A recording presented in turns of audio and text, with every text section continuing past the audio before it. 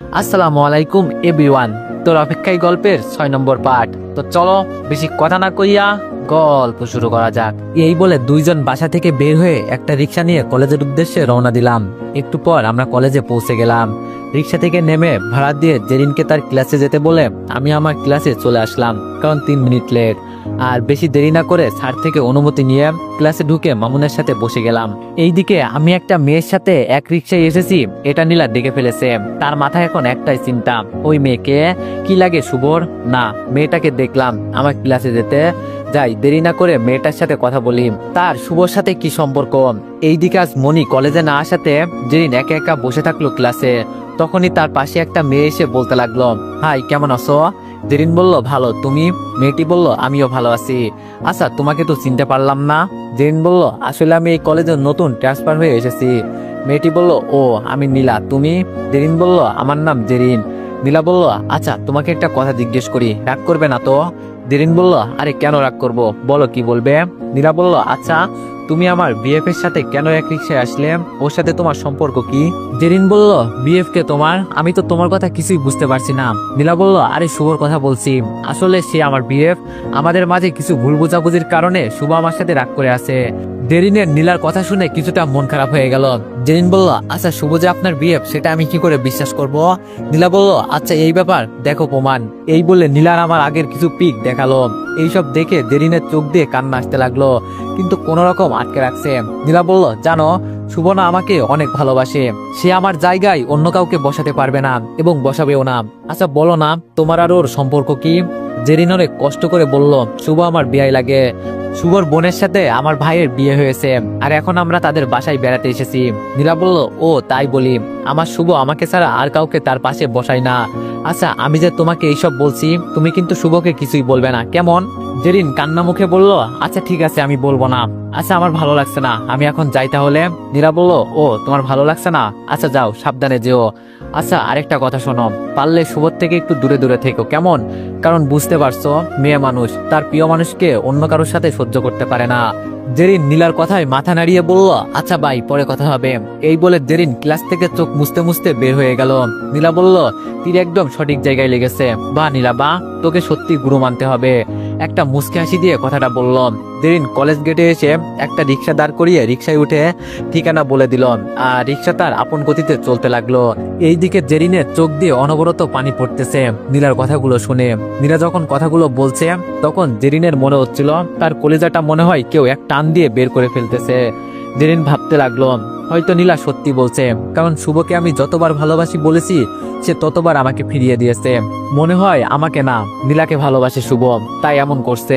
আমি আর শুভর সাথে তেমন কথা বলবো না, যত দূরে থাকতে হয় থাকবো, শুধু শুধু মায়া বাড়িয়ে নিজেকে কষ্ট পেতে হবে।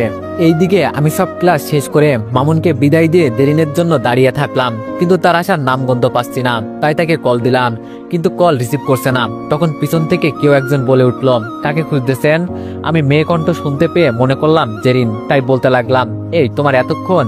আর বলতে পারলাম না, কারণ এই কথাটা বলতে বলতে পিছনে তাকাতে যাকে দেখলাম তাকে দেখে আমার মাথা 440 ভোল্ট গরম হয়ে গেছে। আপনাদের অনুমান ঠিক, এটা নিলাম। তারপর আমি তাকে দেখে বলতে লাগলাম, আমি যাকেই খুঁজি না কেন তাতে আপনার কি? নীলা বলল, আমার তো কিছু না। আচ্ছা তোমার সাথে কি একটু কথা বলা যাবে? আমি বললাম, না আমি আপনার সাথে কথা বলতে ইচ্ছুক নই। নীলা বলল, প্লিজ শুভ, জাস্ট 5 মিনিট কথা বলবো, প্লিজ না করো না। তার এইরকম অনুরোধ দেখে না করতে পারলাম না। আমি বললাম, আচ্ছা ঠিক আছে বলেন, কথা শুধু 5 মিনিট, এর বেশি না। নীলা মাথা নাড়িয়ে বলল, নীলা বলল, সরি। আমি বললাম, সরি কেন? নীলা বলল, ওই যে তোমাকে অপমান করছি আর অপবাদ দিছি তার জন্য, প্লিজ আমার ভুল হয়েছে, তুমি আমাকে ক্ষমা করে দাও প্লিজ।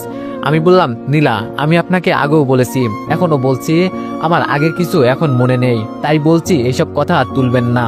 নীলা বলল, তুমি বিশ্বাস করো শুভ, আমার এতে কিছু করার ছিল না। ওই নেহালের বাচ্চা আমার তোমার প্রতি হিংসা তৈরি করে দিয়েছে, এতে আমার কিছু করার ছিল না। প্লিজ আমাকে ক্ষমা করে দাও, আমি কিন্তু তোমাকে এখনো অনেক ভালোবাসি, কথা দিচ্ছি আর কখনো ছেড়ে যাব না। আমি একটু হেসে বললাম, ভালোবাসো? তুমি আমাকে এখনো ভালোবাসো? নীলা বলল, সত্যি। আমি বললাম, আরে তুমি আমাকে কখনো ভালোবাসোনি, তাহলে এখন কিভাবে ভালোবাসলে? তুমি যদি আমাকে ভালোবাসতে তাহলে ওই নেহালের কথা ধরে আমার উপর প্রতিশোধ নিতে না, আরো বলতে আমি শুভকে ভালোবাসি, কিন্তু তুমি তো আমাকে ভালোবাসোনি, আর ছেড়ে যাওয়ার কথা বলছো, হাসালে। জানো আমার এখন অনেক হাসি পাচ্ছে তোমার কথাগুলো শুনে। নীলা বলল, এমন করে বলো না, সত্যি আমি তোমাকে অনেক ভালোবাসি, একটিবার সুযোগ দাও, আর ছেড়ে যাব না। আমি বললাম, আরে আর কত মিথ্যা বলবা, আচ্ছা একটা কথা বলতে পারবা? নীলা বলল, কি? আমি বললাম, এইরকম মিথ্যা বলে কয়জন ছেলের জীবন নিয়ে খেলেছ?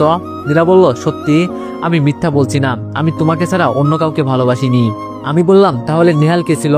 নীলা বলল, তখন আমি বুঝতে পারিনি, বিশ্বাস করো আমি সত্যি তোমাকে ভালোবাসি, আর ছেড়ে যাব না। আমি বললাম, এই ছেড়ে যাব না কথাটা আমার কোলে মাথা রেখে বলেছিলে, কিন্তু দেখো আজ আমরা এক হাত দূরে থেকেও অনেক দূরে। নীলা এবার আমার হাত ধরে বলতে লাগলো, প্লিজ তুমি একটাবার কাছে টেনে নাও। আমি বললাম, একটাবার কাছে আসার কারণ হচ্ছে প্রথমবার তো জীবন নষ্ট করতে পারোনি, এইবার একেবারে শেষ করতে আমার জীবনে আসতে চেয়েছেন তাই না? নীলা বলল, প্লিজ এমন কোনো কিছু আমার উদ্দেশ্য না, আমার শুধু তোমাকে লাগবে। আমি বললাম, হাত ছাড়েন। নীলা বলল, প্লিজ আমাকে বলো তুমি আমাকে ভালোবাসো, আমি জানি তুমি এখনো আমাকে ভালোবাসো।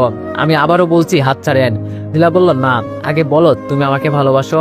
এইবার মাথা পুরো গরম হয়ে গেছে, তাই জোরে চিৎকার দিয়ে বললাম, হাত ছাড়। আমি জোরে চিৎকার করাতে নীলা আমার হাত ছেড়ে দিল। আমি বললাম, আপনার সাহস কি করে হলো আমার শরীর টাচ করার? আপনি বলছেন না আমি আপনাকে আজও ভালোবাসি, আসলে এটা ভুল। আমি যদি জীবনে একটা মানুষকে প্রচুর ভালোবেসেছিলাম সেটা হচ্ছে আপনি, আর যদি একটা মানুষকে জীবনে ঘৃণা করে থাকি সেটা হচ্ছেন আপনি। আমি আপনাকে আর কখনো ভালোবাসবো না, শুধু ঘৃণা করে যাব। বাই, আর কখনো আমার সামনে এসে এইভাবে ভালোবাসার কথা বলবেন না।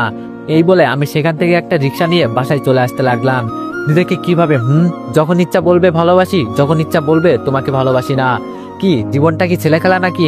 আজ এদের মতো কিছু মেয়েদের জন্য সব মেয়েকে খারাপ বলে। তুমি যদি ভালোবাসতে না পারো তাহলে ভালোবাসা দেখাইও না, তুমি যদি আগলে রাখতে না পারো তাহলে আগলে রাখা শিখাইও না, তুমি যদি বিশ্বাস না করো তাহলে অন্যকে বিশ্বাস করা শিখাইও না, তুমি যদি মায়াতে না পড়ো তাহলে অন্যকে মায়া দেখালে কেন? তুমি নিজের মতো থাকো আর তাকে নিজের মতো থাকতে দিও। তা অন্যের ইমোশন জীবন নিয়ে খেলা করো না, তোমার কোনো অধিকার নেই অন্যের জীবন নিয়ে খেলা করার। এইসব বলতে বলতে বাসায় চলে আসলাম। এইদিকে নীলা দাঁড়িয়ে দাঁড়িয়ে বলতে লাগলো, তুমি যত আমাকে এড়িয়ে চলতে বলো বাচ্চা, আমি কিন্তু তোমার পিছন ছাড়বো না, তোমাকেই আমার লাগবে। তুমি ছাড়া আমার এই জীবন শূন্য, তাই তো পরিপূর্ণ করতে তোমাকেই লাগবে। অন্যদিকে জেরিন কলেজ থেকে আমাদের বাসায় এসে ভাবতে লাগলো, না শুভ যখন আমাকে ভালোবাসে না, আমি শুধু শুধু তার পিছনে ঘুরে তার বিরক্তির কারণ হয়ে লাভ নেই, তার থেকে বরং আমি তাকে তার মতো থাকতে দেই আর আমি আমার মতো থাকি। আর আজ বিকালে মামুনদের ওখানে চলে যাব। আমার সাথে কথা না বলে যদি কারোর দিন ভালো যায় তবে আমিও তার ভালো থাকাটা নষ্ট করতে চাই না। আর আজ থেকে শুভর সাথে কোনো যোগাযোগ রাখবো না, আমি তো তাকে ভালোবাসি। আর ভালোবাসা মানে এটা নাই যে তাকে পেতে হবে, ভালোবাসার মানে হচ্ছে তার খুশিতেই আমার খুশি। সে যেখানে থাকুক না কেন আমি চাই সে সুখী থাকুক। আমি না হয় তার পথের দিকে চেয়ে একটা কাটিয়ে দিব সুখ, আমি না হয় তার অপেক্ষায় থাকবো। এমন হতে পারে সে আমার ভালোবাসা বুঝতে পারে আবার আমাকে খুঁজবে, আমি না হয় ততদিন পর্যন্ত তার অপেক্ষায় থাকবো। আমি বাসায় এসে রুমে ঢুকে ফ্রেশ হয়ে দুপুরের খাবার খেতে গেলাম। সবাই খাবার খেয়েছে, এখন শুধু আমি বাকি। তারপর আম্মু খাবার দিতে আমি খেয়ে রুমে এসে একটা লম্বা ঘুম দিলাম। বিকালে ঘুম থেকে উঠতে মামুন আড্ডা দেওয়ার জন্য ফোন দিয়েছিল, তাই তাদের সেখানে আড্ডা দিতে চলে আসলাম। আড্ডা দিয়ে সন্ধ্যায় বাসায় ফিরে রুমে বসে পড়তে লাগলাম। হঠাৎ মনে হলো জেরিনের কথা। আজ জেরিনের কি হলো? সে তো আমার সাথে কথা বলতে আসে, খোঁজ নেয়, কিন্তু আজ আসলো না কেন? আর আজ কলেজ থেকে আমাকে কিছু না বলেই চলে আসছে। যাই তার রুমে গিয়ে দেখি কি করছে মেয়েটা।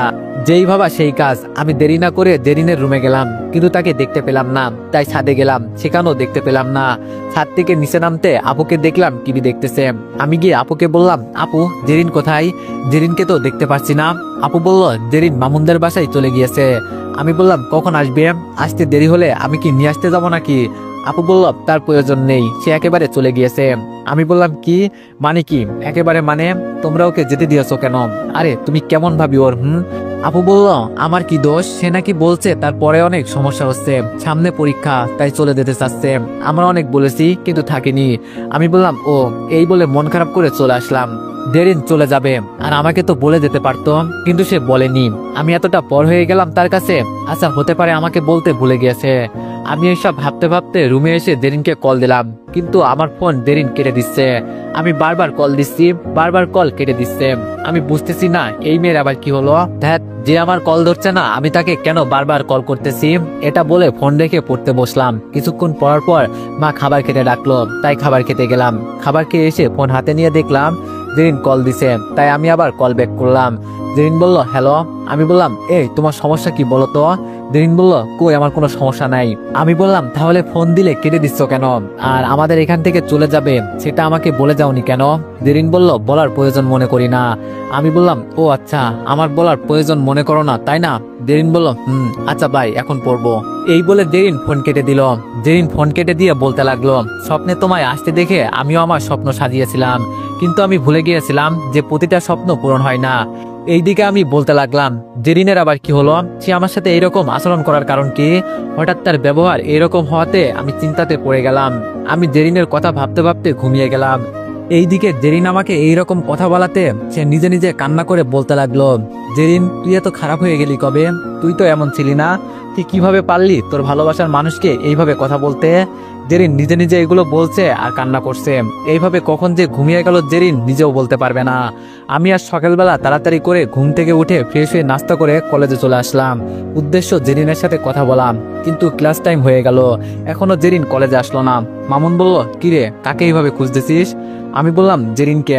আচ্ছা জেরিন কি আজ কলেজে আসবে না। মামুন বলল না। আমি মন খারাপ করে বললাম কেন কি হয়েছে। মামুন বলল মনি আর জেরিন তারা বাড়িতে গেছে। আমি বললাম কেন, কাল তো মাত্র আসলো। মামুন বলল জেরিনের মা নাকি অসুস্থ তাই। আমি বললাম ও আচ্ছা চল ক্লাসে। তারপর দুইজন মিলে ক্লাস করতে লাগলাম। ক্লাস করে কলেজ থেকে বাসায় এসে জেরিনকে কল দিলাম, কিন্তু কল ধরেনি, তাই ঘুমিয়ে গেলাম। বিকালে ঘুম থেকে উঠে আবার কল দিলাম, তাও ধরেনি। মনকে বুঝ দিলাম হয়তো তার মার সেবা করছে। রাতেও কল দিলাম, তাও ধরেনি। তখন মনকে বুঝালাম আজ 4 দিন হয়ে গেল জেরিনের সাথে আমার কোনো যোগাযোগ নেই। আমি এই 4 দিনে এমন কোনো ঘন্টা নেই যে তাকে কল দিইনি, কিন্তু সে আমার কল ধরেনি এবং আমাকে একটিবার কল করেনি। আমার সাথে কেন সবাই এরকম করে, যাকে ভালোবেসে যাই সেই অবহেলা করে দূরে সরে যায়। আমি জেরিনকে ভালোবেসে ফেলেছি। এই 4 দিনে সে আমার সাথে কথা বলেনি, এতে আমি বুঝতে পেরেছি জেরিন আমার জীবনের একটা অংশ হয়ে উঠেছে, যাকে ছাড়া সেই অংশে অপরিপূর্ণ। এই 4 দিনে তার সাথে কাটানো প্রতিটা মুহূর্তে প্রতিটা ঘন্টা আমার মনে পড়তে মনের ভিতরে এক শূন্যতা জাগিয়ে তুলছে। আমি এই 4 দিন পুরো অস্থির হয়ে গেছি। যখন কোনো কল বা মেসেজ আসতো না, আমি পাগলের মতো ফোনটাকে হাতে নিয়ে দেখতাম এই তো জেরিন কল বা মেসেজ দিয়েছে এই ভেবে। কিন্তু যখনই ফোন হাতে নিতাম তখন এক বিষণ্ণতা ছেয়ে যেত মনে। আমার মনে হয় জেরিন আমার সাথে এটা ইচ্ছে করে করছে, কারণ আমি তার ভালোবাসা বুঝতে পারিনি, তাই সে আমাকে তার ভালোবাসা বোঝাতে এমন করছে। এটা ভেবে আজ খুশি লাগছে, কাল আমি আমার জেরিনকে দেখতে পাবো, কারণ আপুরা কালকে চলে যাবে আর সাথে আমিও যাব। আর আমি ঠিক করেছি জেরিনকে আমি বলে দিব আমি যে তাকে কতটা ভালোবাসি। আজ রাতটা যেন কাটতেছেই না, মনটা চাচ্ছে আকাশে গিয়ে চাঁদটাকে ডুবিয়ে সূর্যটাকে উদয় করতে। আমি যার অপেক্ষা করতে পারছি না, আমার যে খুশির টালায় ঘুম আসছে না। এইদিকে জেরিন সে প্রতি রাতে কান্না করে বিছানা ভিজিয়ে ফেলে, কারণ তার প্রিয় মানুষটা তাকে প্রতিদিন কল করে, কিন্তু তার কল সে ধরে না। জেরিনেরও মন খারাপ। আর 4 দিন হয়ে গেল শুভর সাথে কোনো কথা হয় না, তার মায়াবী মুখখানা দেখা হয় না। জেরিন বলল আচ্ছা আমি যেমন শুভকে মিস করি সেও কি আমাকে মিস করে, আমি যেমন তার অনুপস্থিতিতে নিজের মাঝে শূন্যতা অনুভব করি সেও কি এমন শূন্যতা অনুভব করে। হয়তো না, কারণ সে আমার হলেও কি হবে, আমি তো তার না।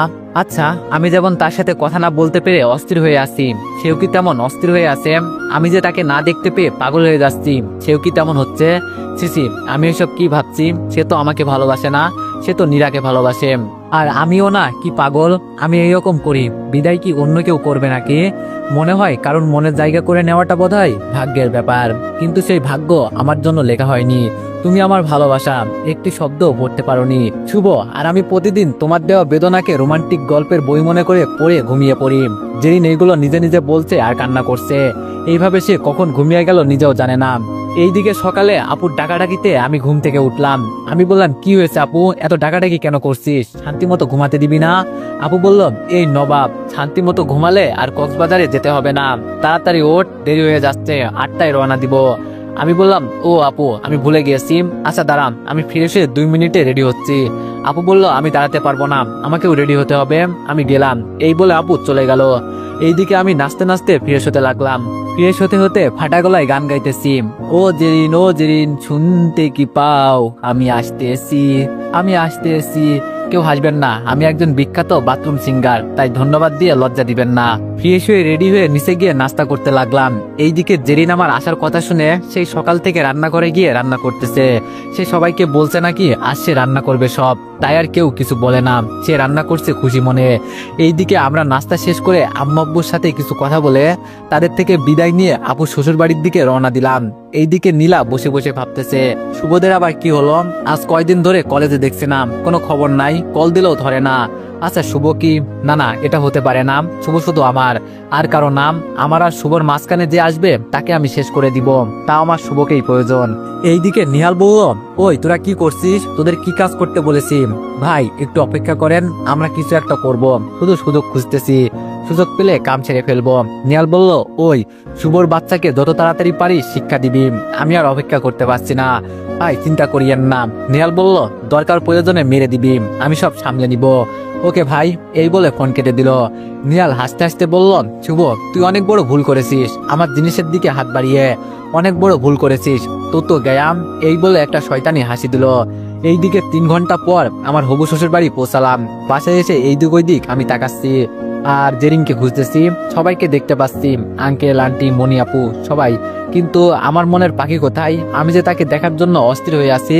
ওগো প্রিয়তমা, গেলে কোথায়? একবার দেখা দাও তোমার এই মায়াবী মুখখানা, এগুলো ভাবছি। তখনই মনি আপু বলল, কি শুভ, কাকে খুঁজতেছ? আমি বললাম, কই কিছু না তো, এমনি তাকিয়ে দেখছি বাসাটা। মনি বলল, ও আচ্ছা, এখানে বসো, আমি নাস্তা নিয়ে আসি। মনি আপু এটা বলে চলে গেল আর আমি একটা সোফায় বসে নিচের দিকে তাকিয়ে ফোন টিপতে লাগলাম। একটু পর চিরচেনা কণ্ঠে বলে উঠল, এই যে মিস্টার, প্রেম পরেও করতে পারবেন, আগে এই নাস্তাগুলো খেয়ে নেন। আমি মেয়েটার কথা শুনে ফোন থেকে নজর সরিয়ে উপরে তাকিয়ে অনেক খুশি হলাম। এখন মনটা চাইতেছে লুঙ্গি ডান্স দিতে, কারণ আমার সামনে জেরিন দাঁড়ানো। এইবার খুশি মনে তার দিকে আরো ভালো করে তাকিয়ে আমার হাসি মুখটা কালো হয়ে গেল, কারণ মেয়েটা একেবারে শুকিয়ে গেছে। এই 4 দিনে চোখের নিচে কালো দাগ পড়ে গিয়েছে। আমি বললাম, জেরিন তোমার শরীরের এই অবস্থা কেন? কিন্তু জেরিন আমার সাথে কথা না বলে আমার সামনে নাস্তা রেখে চলে গেল।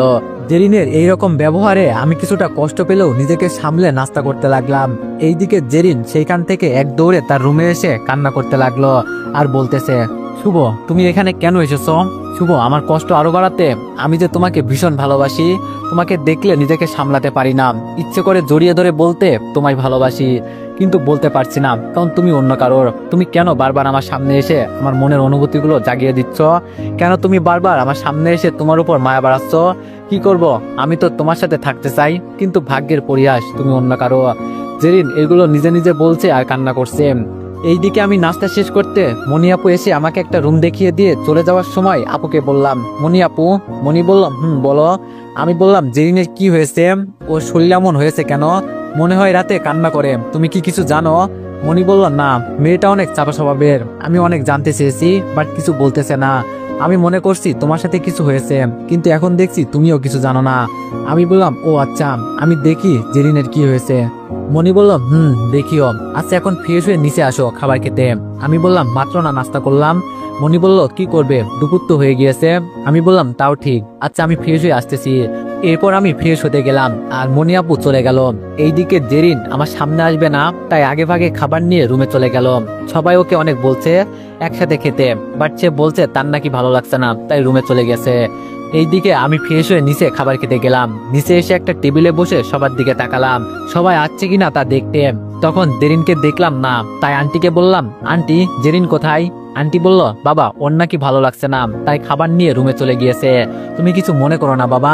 আমি একটু মন খারাপ করে বললাম, আরে আন্টি কি যে বলেন না, আমি কেন মন খারাপ করব? আন্টি বলল, আচ্ছা খাও, এইসব আমার মেয়ে বানিয়েছে, সকাল থেকে অনেক কাজ করছে তো তাই হয়তো খারাপ লাগছে। আমি বললাম, এগুলো সব জেরিন বানিয়েছে? মনি বলল, শুভ তুমি আসবে শুনে সেই সকাল থেকে রান্না করে গিয়ে রান্না করতেছিল। আমি একটু খুশি হলাম, জেরিন আমার জন্য এত সব রান্না করছে, তাই আর দেরি না করে খেতে লাগলাম। বাহ, জেরিন অনেক মজা করে রান্না করতে পারে, তার রান্না অনেক মজা হয়েছে। যাই হোক, বিয়ের পর মজা করে বউয়ের হাতে রান্না খেতে পারবো। আন্টি বলল, বাবা খাবার কেমন হয়েছে? আমি বললাম, আন্টি খাবার অনেক মজা হয়েছে, এক কথায় অসাধারণ, যত প্রশংসা করব ততই কম হবে। আপু বলল, হয়েছে, বেশি তেল মাখতে হবে না, এখন খাতো। দেখছেন, একেই বলে শত্রু, আমার ভালো দেখতে পারে না। আমি বললাম, নিজে তো এমন খাবার বানাতে পারে না, আবার অন্যজনের প্রশংসা করছি এতে জ্বলে নাকি? আমার কথা শুনে আপু শাশুড়ি বলল, এই যে আমার বৌমাকে নিয়ে একদম বাজে কথা বলবে না, আমার বৌমা অনেক ভালো রান্না করতে পারে, বুঝলে? আর যাতে এমন কথা না শুনি। মনে মনে বললাম, বাবা এই ডাইনি এখানে সবাইকে বশ করে রেখেছে, এই ডাইনিকে এখানে যেমন তেমন কথা বলা যাবে না। আমি বললাম, আরে আন্টি আমি তো মজা করলাম, আপু অনেক সুস্বাদু খাবার বানায়। আন্টি বলল, এইরকম মজা জানো আর না শুনি, এইবার খাও তো। এরপর আমি চুপচাপ খেতে লাগলাম। খাবার শেষ করে রুমে এসে বিছানায় গায়ে লিয়ে দিতে ঘুমিয়ে গেলাম। এইদিকে আমি আজও কলেজে আসলাম না দেখে নীলা চিন্তা করতে লাগলো, শুভ গেল তো গেল কোথায়, আমি যে তাকে না দেখে থাকতে পারছি না, এইসব নিজে নিজে বলতেছে। তখনই একটা গাছের নিচে মামুনকে বসে থাকতে দেখে নীলার মাথায় আসলো, যদি মামুনকে জিজ্ঞেস করি তাহলে হয়তো বলতে পারবে শুভ কোথায়। এই বলে নীলা মামুনের কাছে গিয়ে বলতে লাগলো, আচ্ছা মামুন, শুভ কোথায়? তাকে তো দেখছি না। মামুন বলল, কেন, শুভকে দিয়ে কি কাজ? নীলা বলল, অনেক কাজ, তুমি বলো শুভ কোথায়? মামুন বলল, অনেক কাজ? আপনার কাজ হচ্ছে মানুষের মন নিয়ে খেলা করা, তাই না মিস নীলা? নীলা বলল, মুখ সামলে কথা বলো, তুমি আমার পার্সোনাল বিষয়ে কথা বলতে এসো না, তোমার যেটা বলছি সেটা বলো। মামুন বলল, আমিও আপনাকে আমার পার্সোনাল বিষয় বলতে ইচ্ছুক না, এখন আপনি যেতে পারেন। নীলা বলল, শুভ কোথায় সেটা জিজ্ঞেস করছি, তোমার পার্সোনাল বিষয় না, তাড়াতাড়ি বলো শুভ কোথায়। মামুন বলল, যেহেতু শুভ আমার বন্ধু সেহেতু এটা আমার পার্সোনাল বিষয়, সো আমি কাউকে বলতে বাধ্য নই। আর আপনার মতো নিচু খারাপ চরিত্রহীন মেয়েকে তো আমি আরো বলবো না। নীলা বলল, দেখ তুই আমার মুখ খারাপ করাবি না, আমি কি করতে পারি সেটা তুই ভালো করেই জানিস।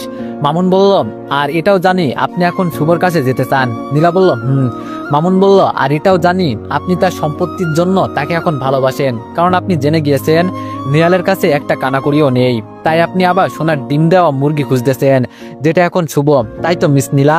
নীলা বলল, তুমি এসব কি বলছো? আমি সত্যি শুভকে ভালোবাসি, বুঝলে? তাকে পেতে আমি সব করব, বুঝলে? মামুন হেসে বলল, তুমি একবার শুভকে বোকা বানিয়েছো, কিন্তু আর পারবে না, সে তোমার কাজকর্ম সব আগে থেকেই জানে, বুঝতে পারলে? কিন্তু এটা জানে না যে তুমি আবারও তার সাথে অভিনয়ের খেলা করছো। ছি, আমার ভাবতে অবাক লাগে, একটা মেয়ে এতটা লোভী কেমনে হয়? টাকার জন্য মিথ্যা নাটক, তাও আবার একবার না শত শতবার। এইবার তেমন কিছু আমি হতে দিব না, বুঝলে? আমি সব শুভকে বলে দিব।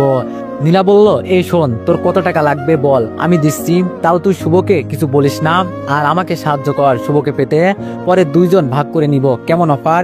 মামুন বলল, আসলে তুই যে একটা মিথ্যাবাদী প্রতারক সেটা তোর এমন কথা শুনে জানতে পারলাম, আর তুই আমাকে কিনতে চাস, তুই যদি তোর সব টাকাও দিয়ে দিস তাও আমি এমন কাজ করব না। থু, এইসব বলে মামুন সেখান থেকে চলে গেল।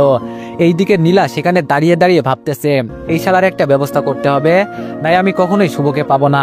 এইদিকে আমি সন্ধ্যাবেলায় ঘুম থেকে উঠে জেরিনের রুমে যেতে লাগলাম, আর ভাবতেছি অনেক দিন হয়ে গেল, মেয়েটার সাথে ঝগড়া, দুষ্টুমি করা, কথা বলা কিছুই হয়নি, আর সব একদিনে পুষিয়ে ফেলবো।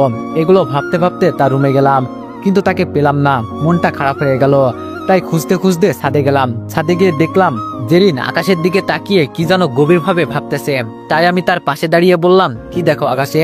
জেরিন বলল, আকাশ দেখি, স্বপ্ন আমার আকাশ ছোঁয়া, বাস্তবে তাই দিতাছে হাতছানি, হারানোর ভয় নেই যে, নিশ্চয় আমি সে তো জানি। আমি বললাম, বা ছন্দ তো ভালোই বলতে পারো। জেরিন বলল, তাই একটু একটু। আমি বললাম, আচ্ছা তোমার কি হয়েছে একটু বলবো আমাকে? জেরিন বলল, ভুলে গিয়েছি, আমার তো অনেক পড়া আছে, আমি যাই, পরে কথা হবে। আমি বললাম, আমার কিন্তু এটা জবাব না জেরিন। জেরিন বলল, পরে কথা হবে, আমি আসি। এই বলে এক দৌড়ে চলে গেল জেরিন। তুমি এমন করছো কেন তা আমি জানি না, কিন্তু এটার পিছনে কিছু একটা কারণ আছে সেটা আমি জানি। হয়তো এতদিন তুমি আমার পিছনে ঘুরতে বলে এখন আমাকে ঘুরাইতেছ, আমিও দেখমু তুমি আমাকে কত এড়িয়ে চলো মিস জেরিন। আমার জীবনটা মনে হয় এমন হবে, শুধু অবহেলার মাঝে পড়ে থাকবে। এটা বলে আকাশের দিকে তাকিয়ে থাকলাম। রাতের আকাশে তুমি মোর সুক্তারাম, মনে করেছো তুমি চঞ্চল, বিহল, দিশাহারাম। সেই সন্ধ্যায় ছাদে আসছিলাম, এখনো যাইনি। হাতের ঘড়ির দিকে তাকিয়ে দেখি 9টা বাজে। তখন পিছন থেকে কেউ বলে উঠলো, তো এভরিওয়ান, নেক্সট পার্টের জন্য সবাই অপেক্ষা করো, আর সবাই একটু বেশি বেশি লাইক আর কমেন্ট করে দিও। ধন্যবাদ।